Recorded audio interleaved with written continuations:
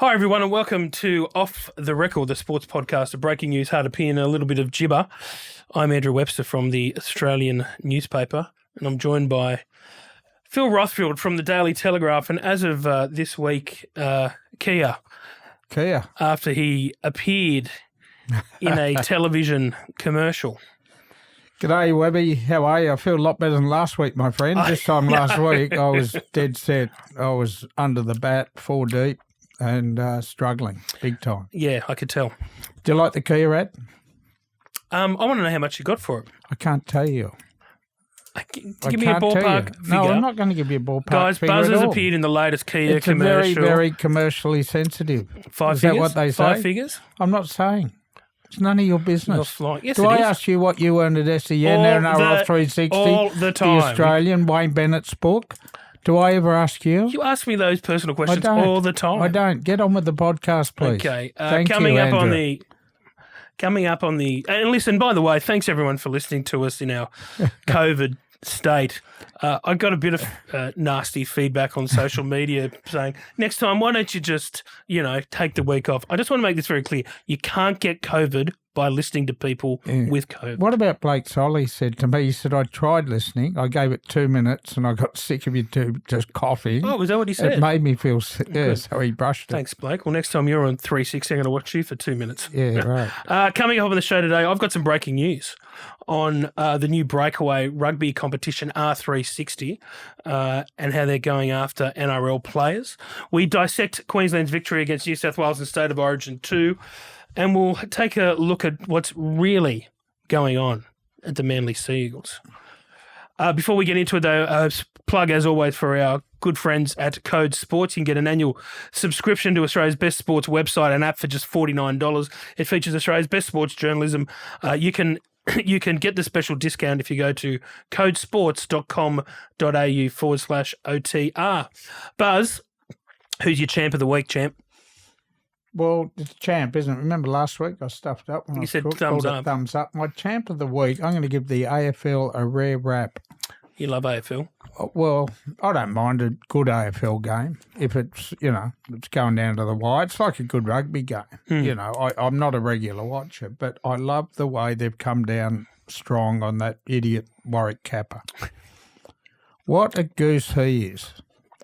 I know he was a colourful, I know he's different, but for him to get in a corporate suite at the grand final last year and be rude to people in the box, including a woman, is unacceptable. You know what they've done to him? They've banned him for 5 years from attending any AFL ground. You know what his stupid manager said? No, Warwick should have said Warwick needs to pull his head in when he's in public and not behave like an imbecile. You know what he said? It stinks that they're banned him for 5 years. Why not just cop it and work on his behaviour? Pretty ordinary what he said to the woman. What did he say? He said something about you're a good sort. Yeah. You'd go well in my brothel. Oh. It's a bit rough. Look, and you know what? You could get away with that sort of shit 20 years ago, Webby. You could. I'll say this about him. I don't think he's well. He did a story in the Australian with Jessica Haller and my colleague about his brain injuries from his playing days. That, though, is not an excuse for that type of behaviour. No, it's not. And you know what? I'm really glad that, they have kicked him out. Okay, my champ is Gout.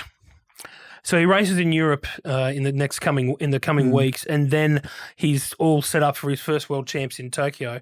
This just shows you how much he's energised athletics in this country. Both Nine and SBS are going to show the World Champs, the athletics World Champs. Yeah. What time of day will it be? So Tokyo would be in a good time zone for us. Yeah, wow. So, but just the fact that he and when's it on, Webby?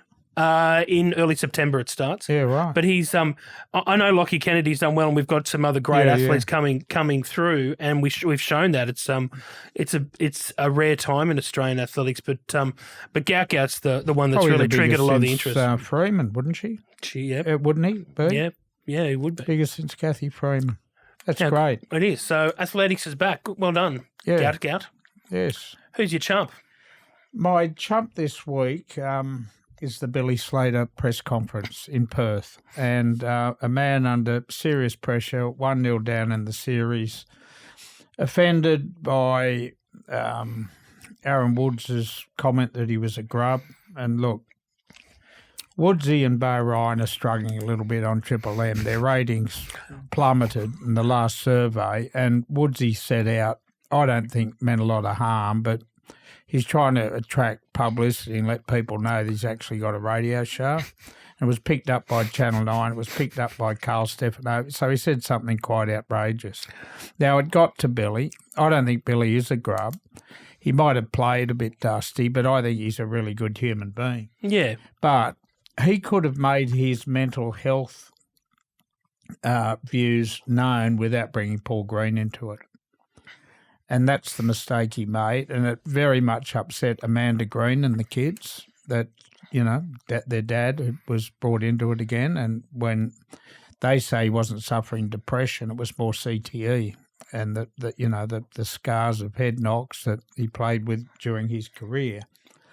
What I really admire about Billy Slater, though, is the way he concluded the story, the way he picked up the telephone, rang Amanda, was so genuine in his apology, said he got it wrong, and he apologised from the heart. And Amanda took a lot out of that. She said it made her feel so much better. She said to Billy, I'm aware of the pressure you're under coaching this football side because Paul used to come home with that pressure every day of the week. And, that pressure, Webby, as you know, can make you do things you don't normally do and say things you don't really mean. And that's what Billy fell over to.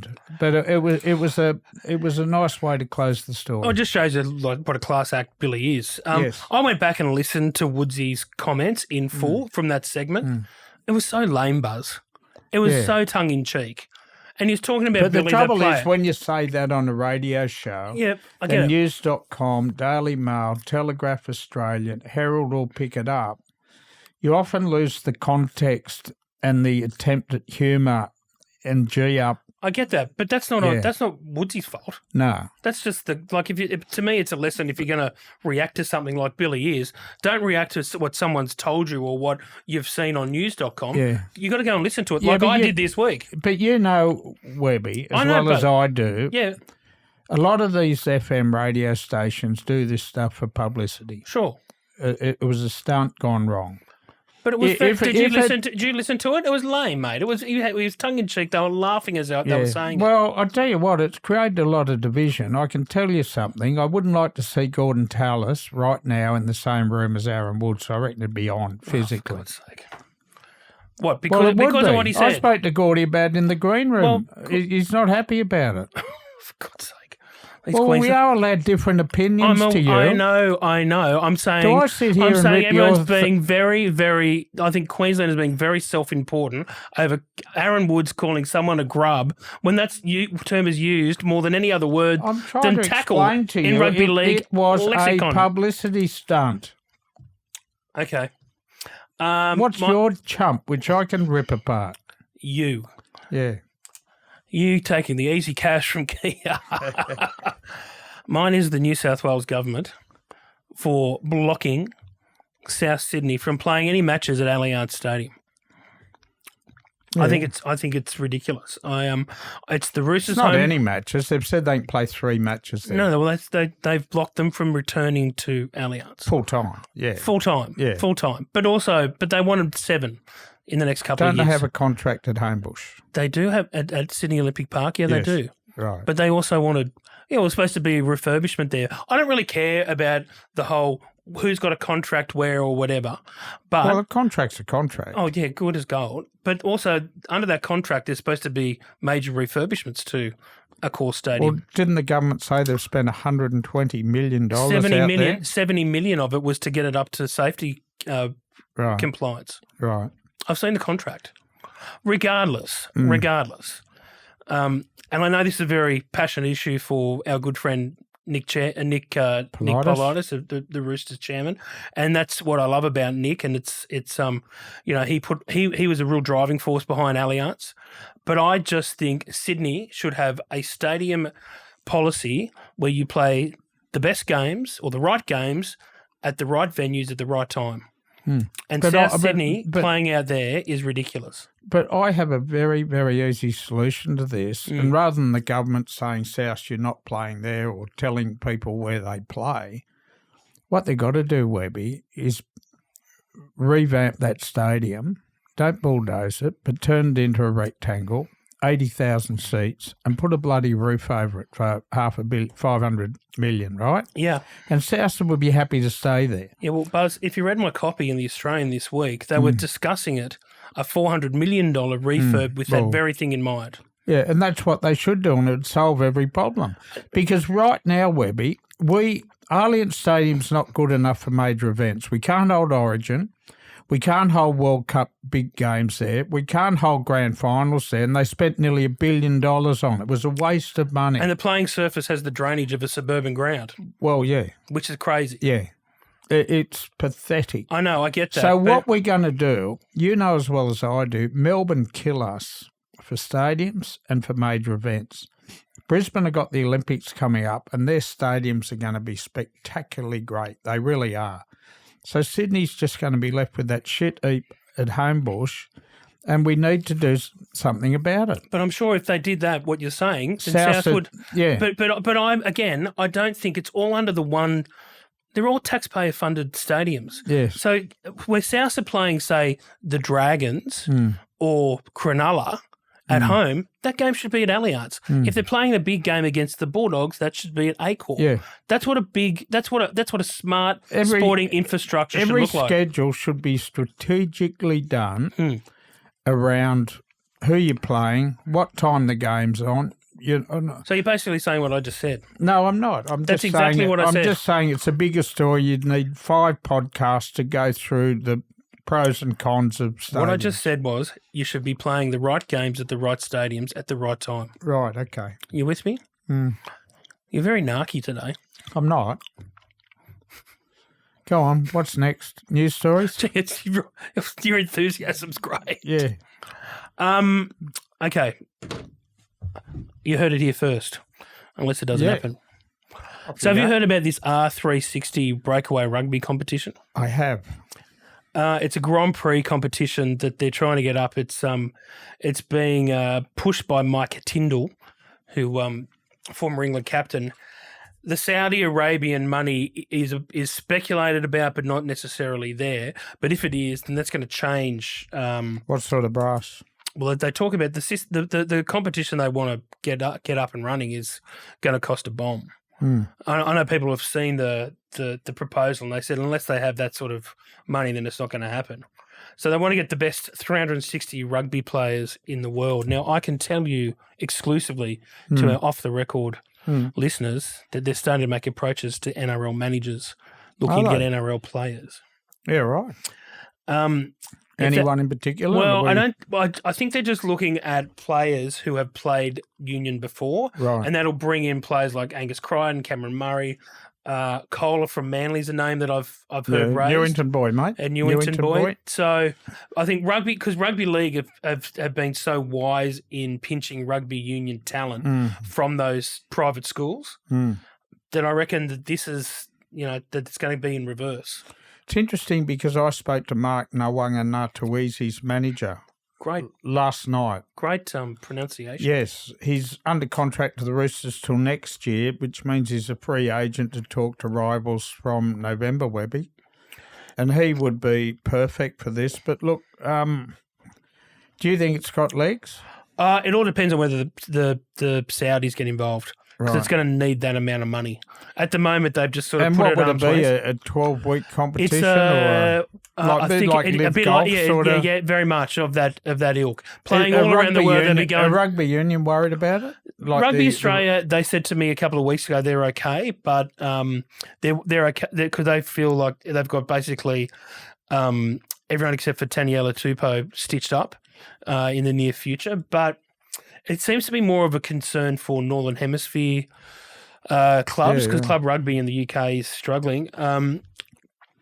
But it's an interesting one Yeah, for league. I yeah. know we've talked about Union going after league players off the back of what happened with Joseph Swali'i, but this is a bit different. This is if they get that Saudi money, we all know how deep their pockets are. So I wonder it's when an it interesting would be dynamic. played. Would it be something like cricket's IPL, where That's what it would be. You know, there'll be an opportunity for players to, you know, use the rugby league off season to go and play there. I don't know. That's I tell you what, that's exactly what some league players are looking at.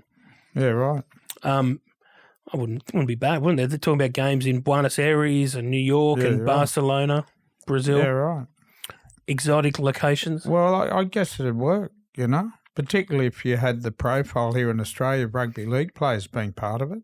That's right. And that's obviously why they're, you know, approaching the NRL managers. The thing is, it's a bit different to just say rugby union approaching. If the money was ridiculous, like it was with Liv, Yes. you know what I mean? Like it's going to be Yeah. hard to say no, particularly if you're a player in the back end of your career. So remember, you heard it here first, Wow. Okay. unless it doesn't happen. Yes. How are we batting? What's our batting like for these things? How many you heard it here first we actually got right? Well, we went 90%. 90%. There you go. We'll go with Well, that. at the end of the year, we'll go back. What's our completion rate? Yeah. Well, a lot of these things are very into the future. Yeah, right. Good old tabloid beat-ups. We opened this podcast when I was in March, and I declared Peter Volandis would make a decision. I'm still waiting for him too. But Buzz, can you not devalue our reputation by...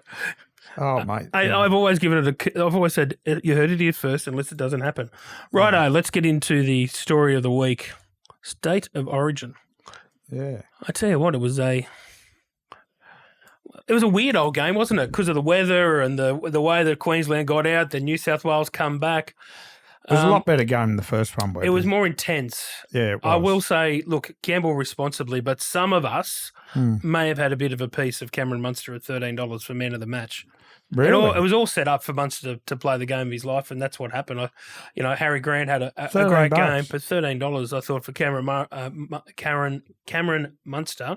Yeah, I thought he was I only call him Karen Murray then. Yeah, Cameron Munster was pretty good. He came on 360 last night. He's really impressive. The growth in that man, I don't want to bore you about it, but an interview I did with him 3 or 4 years ago in Melbourne when he was at rock bottom, he drank too much, he gambled too much, he was betting in the sheds before he ran on the football.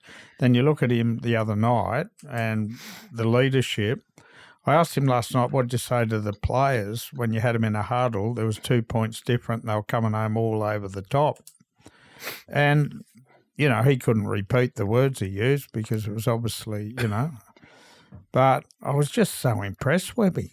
I was so impressed, the growth in that man. He was the way that he took control of that game was very much like another Queenslander and a number 6 jumper from many years ago. The King. The King, you know. Yeah. Wally always would grab inferior Queensland teams and drag them with him, and that's what Cameron Murray did. Yeah, the King Cameron Munster did. God. Yeah. But the King said at a recent luncheon in Brisbane that Munster was his favourite player. Well, said it was he is the closest footballer to what I was, and which is a big rap. Yeah. Because he went all right, the King. Yeah, he did. Look, Webby, the big thing out of this game from was the television ratings again, off the charts. Through the roof. And you know what? Chris Dorr and his little newspaper in Western Australia doing a media blackout, and Kerry Stokes doing his media blackout in Channel 7. You know that Origin game, free to air, in Perth, this is just Perth figures, did about 160,000, right? They had 2 AFL games last weekend, including the Dockers, Fremantle Dockers, and the West Coast Eagles. Combined, they didn't get the rugby league audience. So, in Perth? In Perth. Is that right? Yes. Wow. On Channel 7. So what I'm saying is... Because they're all watching on Fox. They're going to have to get on board the WA media. Otherwise, you know what legacy media's like now? If you start treating readers, if you're not giving them what they want to absorb and consume, mate, you're gone. You're dead ski. That's why we're here sitting doing your podcast. That's why we're reinventing ourselves here. But look, I still think New South Wales have got to make a change, Webby. I think Keon Kalamatangi from the Rabbitohs has got to come into the side. Agree. He had the eye socket. Max King, good player. Stefano Utoikamanu, good player. To go up this next level of origin, they've both achieved that. But I think the South Sydney boy will add a little bit more grunt, and New South Wales are going to need it in Game 3. What do they do if Cleary can't play? If Cleary and Moses are out? Moses obviously can't, but if Cleary doesn't come up? Well, the Dolphins halfback's too young. He's 21 years of age. Is he? Yeah, I would have thought so. Definitely not Nico Hines. I don't think he's playing well enough. Do you move Luai to halfback and do you play Matt Burton at 5'8"? I reckon that's probably more the way that Laurie would be thinking. Yeah. I just think Renault is just not the answer. No. As much as I think Renault is capable and it's great at club level, I just don't know if he's up for a deciding origin. Nathan might be okay. Yeah, he might play wounded, but Can we? Sorry, go on. Sorry, I know we're going to talk about Klein later, but what do we think of Ashley Klein's performance? Oh, look, I still can't understand how Queensland could possibly be perfect for 45 minutes, not give away a penalty. But I can understand the Blues were ill-disciplined, and I can understand he found 9 penalties in them. But I don't think Queensland were perfect. Well, you can tell. Having said that, I don't think it cost New South Wales the game. I thought we played poor the first half. We were ill-disciplined, and Queensland took full advantage of it. It worries me when we agree. Yeah, well, there you go. I know, but honestly, I think the refereeing standards, and I'm a referee lover. I support the refs. I just think it's such a thankless job, and they receive a hell of a lot of criticism that isn't fair. But it's if Ashley Klein is the best and most informed referee at the moment, then I think that's an issue for the fearless leaders of the great game of rugby league. Maybe. All right. Speaking of fearless leaders, you right there? Take a big suck of your coffee, mate. You have coffee? You sure there's nothing else? You haven't got a... Keep going. You haven't got a... Keep going. You're on a decent roll. You haven't got a Chardonnay in there? Or No. A Henschke? I know you're partaking. I'm very hungry. I'm looking forward to lunch. Very, very hungry. I'll hurry it up for you so we can get to there. Thank you, Andrew. Manly. Club in crisis. What a shit fight. Yeah. Then again, I'm trying to think when Manly haven't been in crisis. They can find one, can't they? Yeah, they can. You know, the Pride jersey, then the Cherry Evans issue. When was it? Round 4. They won 3 of their first 4 games, and we all had them in the top 4 for, at the back end of the season. Then Cherry Evans went on 100% footy. miss.To came on NRL 360, made an offer through a television. You remember that drama. And Manly haven't been the same since. They haven't. We know he's going to the Roosters next year, just no announcement yet. And look, that's had a destabilising effect on the side. But I'm hearing now Anthony Seibold is very much under the pump, even though he has 2 years to go after this season. He's got a couple of home games now. He's got West Tigers. Then he's got South. And if he's to lose those 2, I reckon he's facing the chop, Webby. Well, when Tony Mestrov, the CEO, comes in and says, Anthony Seibold is safe at this point, that's hardly a glowing endorsement, is it? No, it's not. See, look, I don't think Siebes is necessarily the major problem there. I think it goes above that. I think Mestrov is making a lot of decisions at that club with unchecked from the board, unchecked from Scott Penn, the chairman. Yeah, but the chairman lives in New York. That's exactly my point.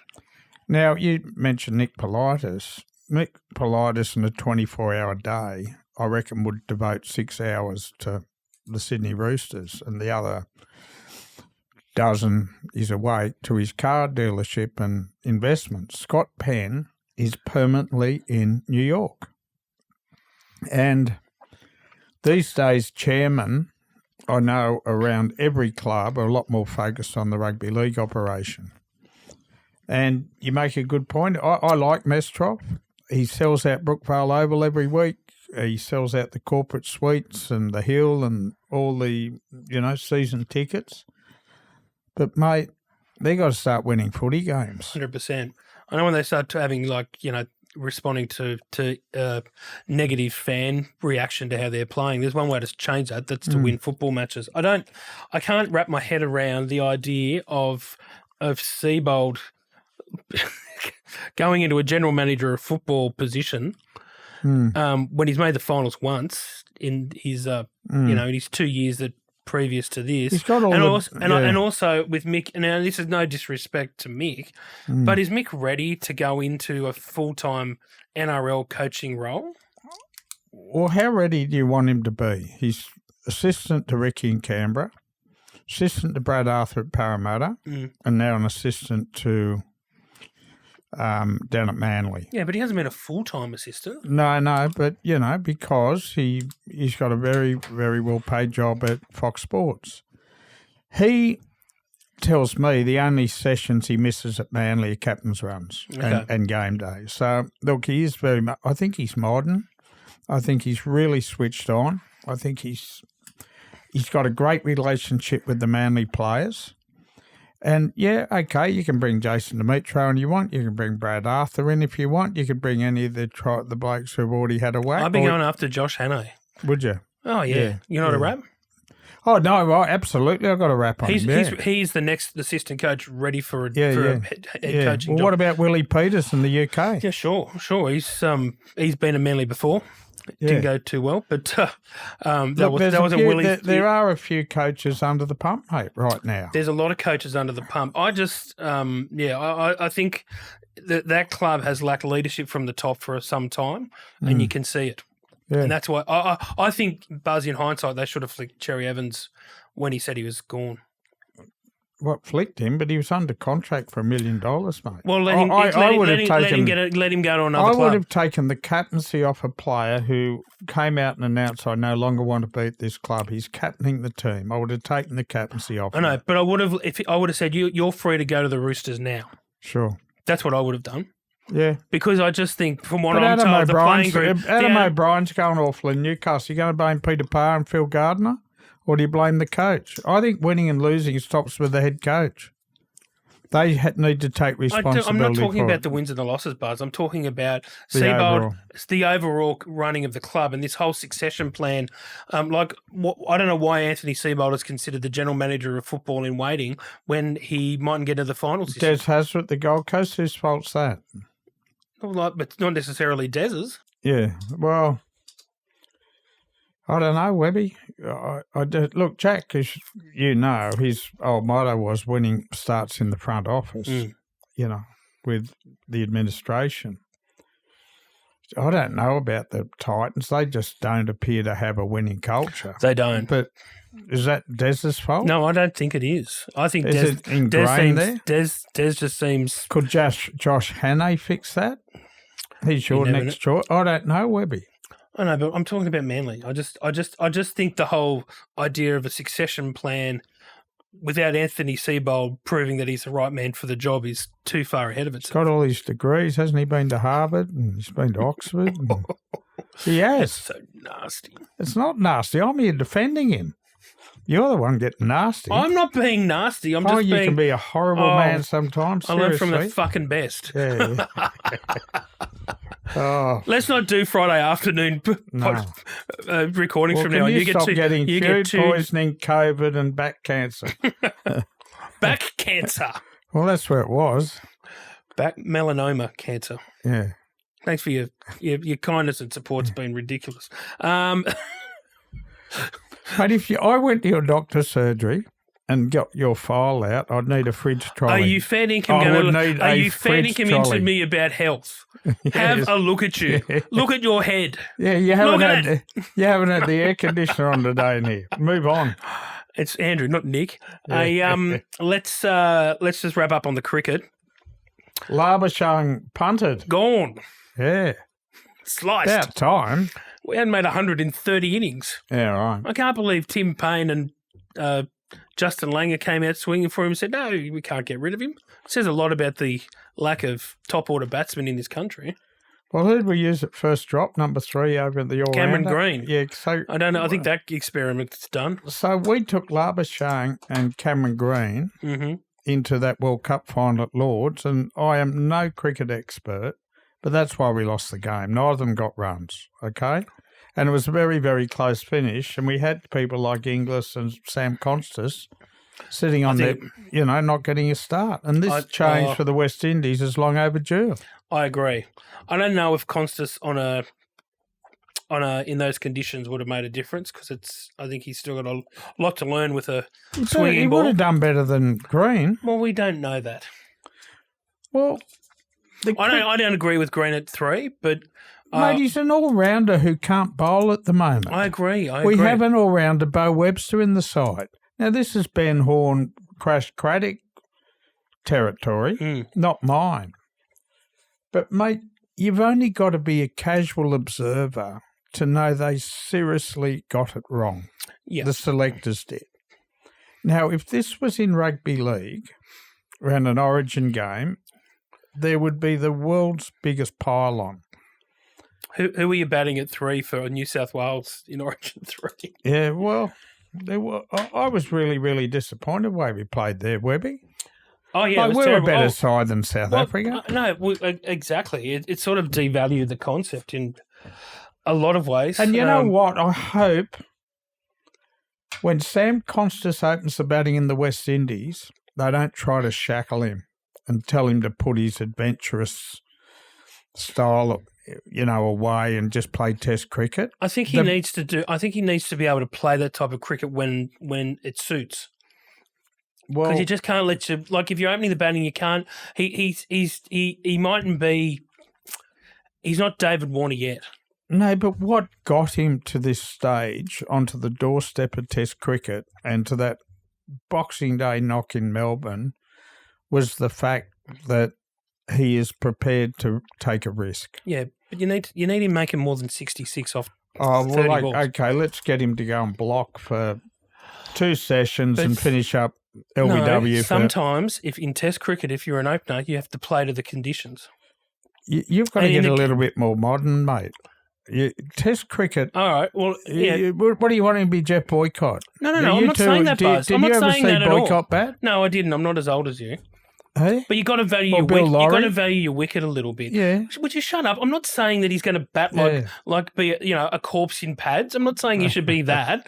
But I'm saying sometimes you got to value your wicket a little bit. And if you see how he played in Test at Shield level last summer, that was an issue for the New South Wales team, and he actually changed his game. Boxing Day was the most exciting Test cricket I've seen in a decade. Yeah, good on you. You know it was. I know. But sometimes in Test cricket, it's not 2020 cricket. It's Test cricket. Righto. Good Keep take. Going. Good take. Keep going. What's your next little subhead? Come on. Hey, anytime you want to do the hosting. What do you want to swap? Yeah, let's do it. Okay. Next week we're going to swap. Okay. Yeah, you go. No. Oh, no, you go. What's your war story? War story. I don't want to do a feud this week, and I don't want to tell people, we've told who we ate. Oh, we've told people about our mates. I want to talk about what I reckon was the most special story I've ever written in 49 years since I walked into Holt Street, Surrey Hills News Corp. Webby. And it wasn't a sports story. Mm. Do you remember the Barley Nine? Of course you remember the Barley Nine, the drug smugglers or mules. And a guy called Andrew Chan was one of the 2 who went before a firing squad and was executed. But in the 2 years leading up to that, I struck up a very, very close friendship on WhatsApp with Andrew Chan. He'd been sentenced to, death. But by the time that they took his life, he was totally reformed. He had studied religion and he was teaching it in his prison in Bali. And I can vouch for him being a really, really decent fella. And I reckon 5 nights a week for 2 years. We texted, we FaceTimed, all this on WhatsApp. I even FaceTimed. Yeah. And this was all about his love for rugby league. I don't know where he got my number from. He wouldn't tell me. But he was an absolutely tragic Penrith Panthers fan. Was he really? Absolutely. Well, he grew up in Sydney's West. Right. And the only way he couldn't get TV over there in prison, remember the old VHS tapes? His family sent him VHS because that's all he had in his cell was a VHS machine. So they were taping games and still sending them over there once a month, the Penrith games. But I learned a lot from him. Really, really nice fella. Even though he's Penrith, he loved Paul Gallen.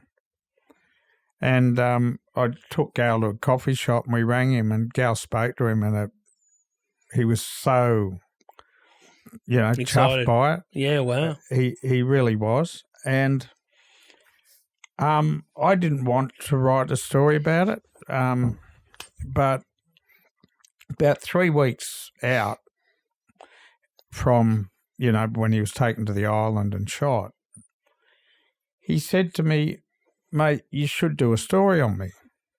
And I said, well, I thought everything we'd discussed was private. He said, no, you go through the texts about everything we chatted about and do it. And I thought, Jesus Christ, the Death Row Diaries, An incredible story. And, mate, we haven't got time to go into detail about some of the stuff, but I ended up going to his funeral when his body came back and met his family. And oh, wow. Yeah. What I remember the story. It was a cracker. What And I just liked it because it wasn't rugby league. It wasn't groin injuries. It wasn't hammies. It wasn't, feuds. It was a really, really special dude who made a horrible, dumb mistake as a young bloke.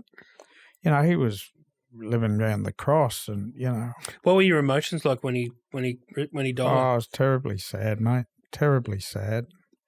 Because I knew it was a waste and I was just angry that they don't take reform into account over there. Mm. You do drugs if you're one of the masterminds behind it. You pay the consequences no matter what. I guarantee you, mate, he was a really, really good fella. Yeah. Yeah. So what year was he executed?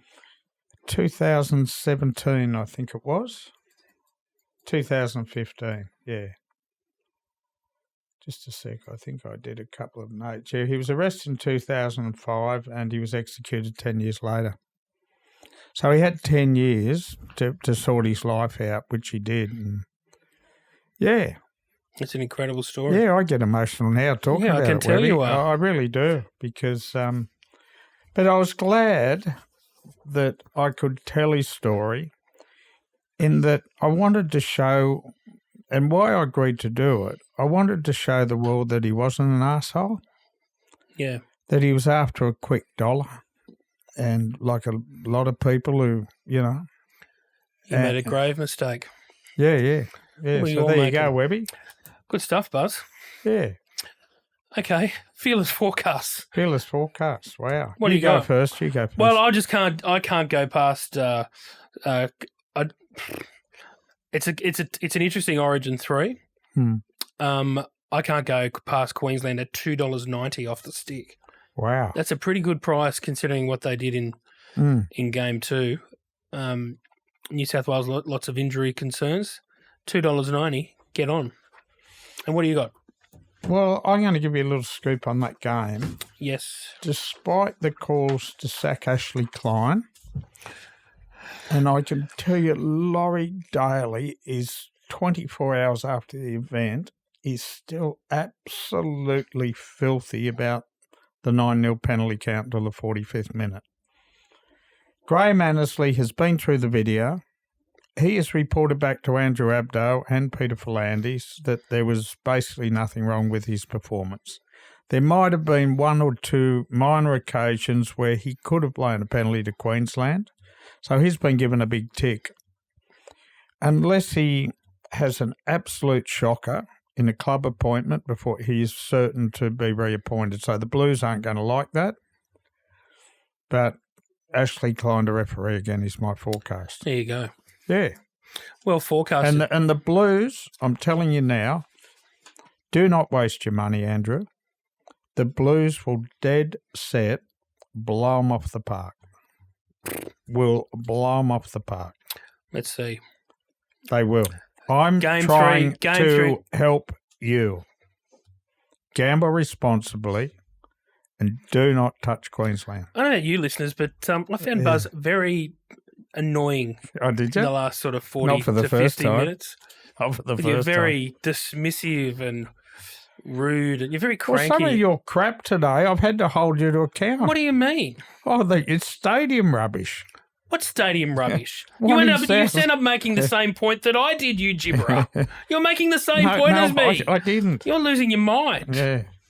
I got to go and chase a column for the weekend. Good, I filed mine, so Yeah, all right. I See might go on the tear. What do you reckon? Yeah, see you later. Good on you. No, hang on. I haven't finished. All right. Listen, if you want to, you can follow, subscribe, or engage with us on socials. You can find us at Off the Record Podcast on Insta, or subscribe to YouTube at Off the Record Podcast.